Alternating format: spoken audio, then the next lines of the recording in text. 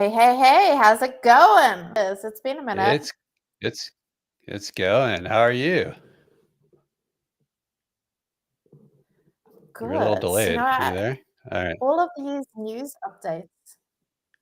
Yeah, they just keep coming. You are a little delayed there. You need some coffee or chocolate or something to get in real time here? Chocolate with coffee. Oh yeah, good mix. How about 100-year-old chocolate? Would you go for that? Oh, I mean, definitely. a company that's 100 years old about to be that produces chocolate. Sorry, my mistake. Let's I mean, yeah. balance it out with like a good whiskey. Okay. Do a whiskey. See, this is something, the brand that we're about to talk about. Yeah. That's what they should try. Okay. Yeah, yeah. Well, pairings and brand compatibility brands. Yeah, I like that. We're getting ahead of it, but yeah, you like chocolate. As I'm not trying to assume, but chocolate connoisseur. Just a little. Okay. So today's brand, Yeah. Who is it? Godiva. Godiva. So they've just released a rebrand or a repositioning, refresh, whatever you like to call it. Yeah. And you know what? This is probably the first time I'm gonna say like a brand that's mostly like from the idea of it have gone in the right direction. Yeah. Yeah. I want to disagree with you just for the sake of conflict, but I'm with you. I think it's the first rebrand in quotes in 15 years. It is almost a 100-year-old company. This is in celebration of their was it a centennial when you hit 100. Mm. And I'm with you. Again, I want to argue, but they're doing some things right here. My main point is that a lot of brands, when they go for like a refresh, they want to change up, like Cracker Barrel and that sort of thing. They got rid of a lot. They Hmm. changed it to be like modern. But Godiva, they pivot, they adjusted Yeah. what they already stand for and what they represent to make it more like relevant. Right. So you can still see the existing brand, the history of it. The fact that them announcing it as a video where they're going into a museum, where it's like Hmm. a chocolate museum. So you have that history Yeah. Well, let's explain for underlying there. those who haven't seen it. So they Mhm. put out it's like a 60-second commercial. It's very well done. It looks expensive, looks nice. They teamed up with Leighton Meester from Gossip Girl, who's got back in the zeitgeist cultural conversation because of Netflix, popularity of that show. So they're capitalizing on a moment, and she kind of embodies the Godiva logo or ethos, but takes place in an art museum. And they're doing a Yep. nice thing by calling they're kind of clearing the stage in the art museum and putting their chocolates on a pedestal and saying, "Look, these are works of art too." Everyone, everyone, get in on this. So up until there, that's like I love their refresh. Mhm. It's keeping the semblance. The only thing is the language that they've used in their messaging to go with it. It Mhm. hasn't adapted and it doesn't really say anything, bold, timeless. Like yes, it matches to like that level that they're going for. Mhm. But you know, you described this before we got on live here. Like it's quite self-aggrandizing, right? Like it's Yeah. Well, are you talking about the messaging in the campaign itself or the yes, PR excitement around the messaging? in their campaign, Mhm. and also the PR where it's like experience it today, Yeah. crafted to captivate, engineered to be irresistible. Yeah. Yeah, there's something a little self-serious, like, almost like this is the greatest thing that's ever happened to humanity in the way not in the ad, what I thought was very tasteful, I thought was done really well. It was kind of the puffery around the ad that Yeah, took it to another level of like, we're doing something. You don't have when you do something artful, and well executed, you don't have to say, "We did something artful and we'll execute it." You just exactly. kinda let it speak for itself. That I think that would have been the perfect rounded balance, Yeah.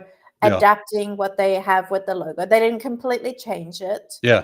There's still that minimalistic drawing of Godiva or Miss Godiva, Lady Godiva. Lady Godiva. Thank you, on a horse, Mhm. and with the font, they haven't ruined that, as a No. lot of the brands that we see right now are like, oh, like let's modernize it, let's minimalize it. That elegance is still there.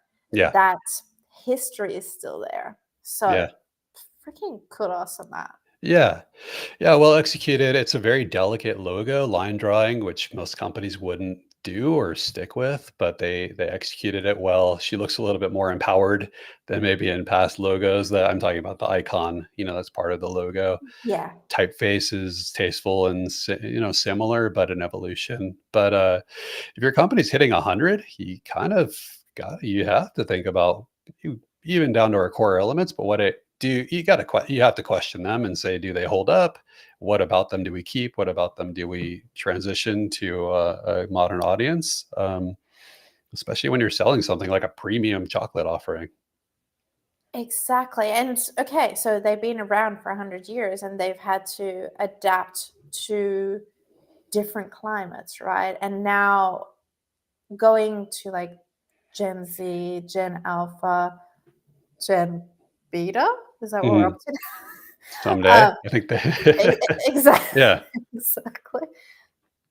And the changing of takes, like what those values, Yeah. what that elegance, what that prestige that comes with that brand, what does that look like for them? Because obviously their audience is aging out. The ones that have a clear perception, like, hey, we're going to a 50th birthday party. Mhm. They're not going to pick up a box of, I don't know, favorites or Cadbury. They're gonna be like, this is a big occasion. I'm gonna go with like a Godiva. Right. So translating that. Right. Yeah, and how do you keep creating that preference from a consumer Mhm. perspective where it's not just I want chocolate and not just I want a premium or a luxury or an indulgent chocolate. It's I want Godiva and that's the one I'm going to reach for. You have to if you're a 100-year-old company, you've been through multiple generations of creating preference and demand and your niche market. They're not going to outsell Hershey's necessarily, but they're going to look at or Cadbury, but they're going to carve in an audience. I guess the indulgent chocolate market's big enough that they can keep supporting themselves, but they do have to worry about erosion of market share and competitors and all the things other companies have to worry about. So, but I do want to ask, like, this tasteful, well done, looks nice, well produced, not, we'll say non-controversial. Is that enough to draw attention to it? Like there, you know what I mean? Like, you look at it, it's like almost like an art film, and it's funny and there's the good moments to it, but nothing you'd look at and say, "Ooh, I better tell some people." Do you think this will do what they want it to do as the launch of a campaign? Like the more I think about it, the more it reminds me of the Wonder Woman movie. Hmm. The first one where like, there's almost that exact scene where, she's going into the museum and it gives me like this is more current, more present. But to answer your question, as in, is this enough? Obviously, by itself, that ad is not going to do much. Yeah, sure. Right.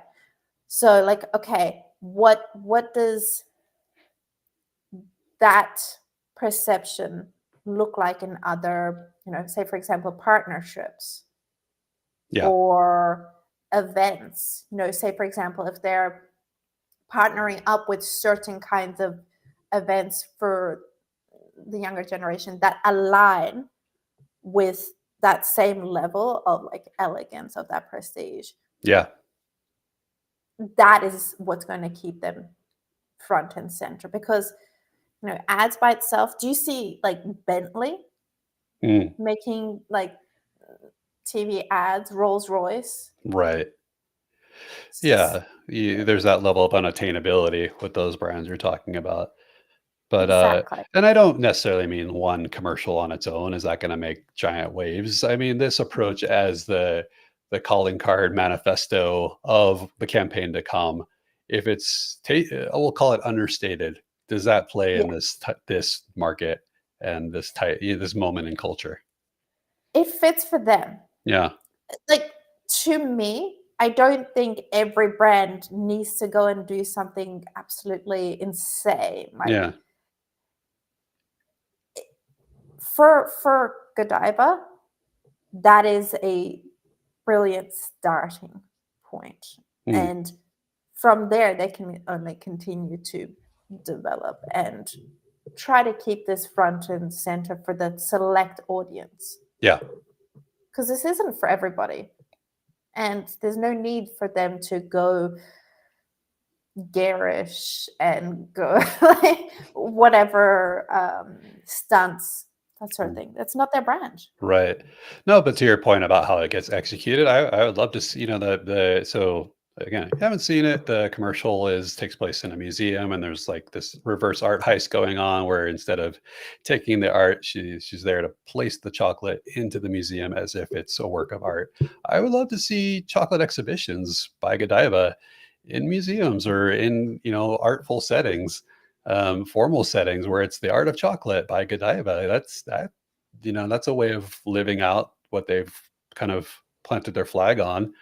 Um, Pairing up with whiskey brands, pairing yeah, up with God, like other kinds of brands that aren't necessarily in the same vertical, right, but you have that same audience. right. Whiskey brands, home like meal delivery kits. If you get one chocolate in your kit, you start to create preference that way. And it's this Absolutely. luxury indulgence. Um, So, yeah, Godiva, if you guys are listening, we're just giving you like campaign after like this is your marketing plan. yeah, These are the partnerships. This is okay. You started. yeah. You got to keep this rolling. Right. Well, and we haven't, to be fair, this is the first day of the campaign. We haven't seen what they have Exactly. in store. So maybe they've thought maybe they're a step ahead of us. But I'm you know, excited to see, yeah, and but we'll drop the video in yeah, the comments for everybody to see it. yeah. We want everyone to see it. We want to know. I know you're a little anti-rebrand, which I understand. Um, and sometimes if you're going to go stay to your core elements but evolve them, we'll call it a soft rebrand or a minimalist rebrand is not always a bad thing. And if you're looking at doing something for your company that has the word rebrand attached to it, this could be a good example of how to do something reasonably well. And we haven't seen the outcomes. We haven't seen their sales spikes or anything, but from an execution standpoint, I think they hit it on the head. I like what they're doing. I think they aptly named it. It's a refresh, Yeah, right? They're not rebranding, because rebrand at the end of the day, it's like you're changing up your essence, true. and they haven't done that. And to me, freaking winning. Now, guys, drop in the comments. We're gonna put the link to the video. Let us know your thoughts. Let us know what brand you'd like us to see covered next time. So our next episode will be on the 16th. We're That's right. taking a bit of a hiatus next week. Until then, Let's go get are some you singing chocolate. this too? Yeah, Yeah. let's go see what